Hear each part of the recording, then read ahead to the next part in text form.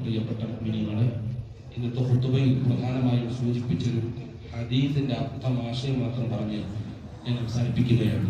മിൻ ഹുസ്നി ഇസ്ലാമിൽ മർഇ തർക്കുഹു മാ ലാ യഅനി സദഖ റസൂലുള്ളാഹി സ്വല്ലല്ലാഹു അലൈഹി വസല്ലം.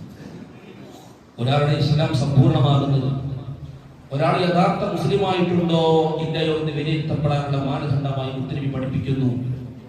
ഒരാളുടെ യഥാർത്ഥ ഇസ്ലാം അദ്ദേഹത്തിന് ആവശ്യമില്ലാത്ത കാര്യങ്ങളൊക്കെ അദ്ദേഹം ഉപേക്ഷിക്കുന്നവരായിരിക്കും. അത്യാവശ്യമുള്ള കാര്യങ്ങളിൽ മാത്രം ഇടപെടുന്നവരായിരിക്കും യഥാർത്ഥ സത്യവിശ്വാസി.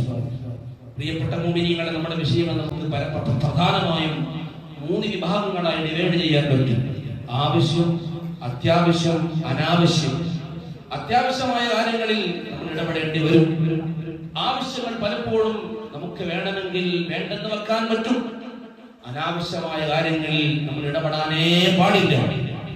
ഒരു സത്യവിശ്വാസിയെ സംബന്ധിച്ചിടത്തോളം അനാവശ്യമായ കാര്യങ്ങളിൽ ഒരു നിലക്കും ഇടപെടരുത്. നമുക്ക് റോളില്ലാത്തടത്ത് വെറുതെ പോയി തലയിട്ട് പ്രശ്നങ്ങൾ ഉണ്ടാക്കരുത്. അനാവശ്യമായ സംസാരങ്ങൾ, അനാവശ്യമായി സമയം ചെലവഴിക്കൽ, ഇതൊക്കെ ഇതിന്റെ പരിധിയിൽ വരുമെന്ന് മഹാന്മാർ രേഖപ്പെടുത്തുകയാണ്.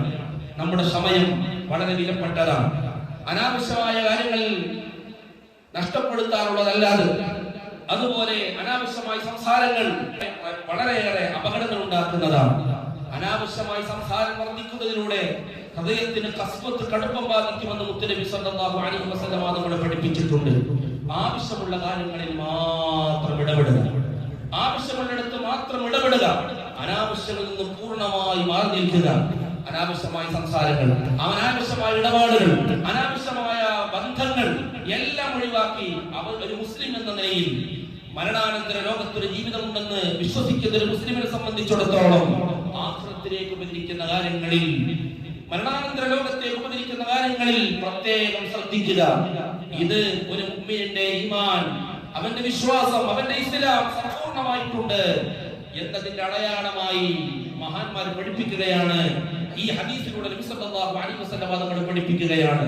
ചിലരുണ്ട് പണി കണ്ടാത്ത കുഴപ്പം, അതിലിപ്പോ എന്താ ഉസ്താദേ പ്രശ്നം, അതിപ്പോ ഹലാലല്ലേ, അത് കറാഹത്തല്ലേ ഉള്ളൂ, അതൊന്നും ഇപ്പൊ ഇന്നത്തെ കാലത്ത് പ്രശ്നമാക്കേണ്ടതില്ല, ഉദാഹരണങ്ങൾ എടുത്തു പറയേണ്ടതില്ല.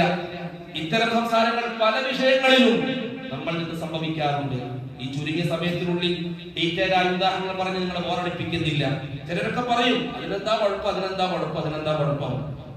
അതുകൊണ്ട് പ്രിയപ്പെട്ടവരെ, ഒരു മുഅ്മിൻ എന്ന നിലയിൽ ആഖിറത്തിൽ നമുക്ക് ഉപകരിക്കുന്ന വിഷയത്തിൽ ഇടപെടുമ്പോഴാണ് നമ്മൾ ഇസ്ലാം സമ്പൂർണ്ണമാകുന്നത്. ദിവസങ്ങളോളം വാദ് പറഞ്ഞാലും തീരാത്ത നേട്ടമാണിത്.